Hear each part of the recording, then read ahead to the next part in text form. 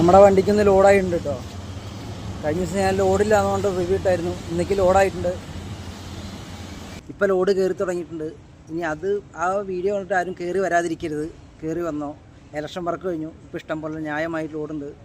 ഇന്നലെ ഒരു 5 വണ്ടി ലോഡായിട്ടുണ്ട്. ഇന്ന് ഞങ്ങൾ വിളിച്ചു ചോദിച്ചപ്പോൾ അറിയാൻ കഴിഞ്ഞത് ഇന്ന് 6 വണ്ടി ലോഡായിട്ടുണ്ട്.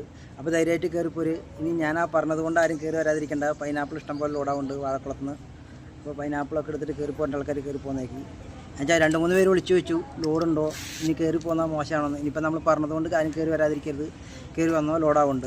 ഇപ്പോൾ ഇവിടെ നിന്ന് ലോഡായിട്ടുണ്ട്. സെറയാണ് ലോഡ്. അത് ഈ അഹമ്മദാബാദിൽ നിന്ന് ലോഡ് കയറ്റിക്കൊണ്ടിരിക്കുന്നവർക്ക് അറിയാമല്ലോ.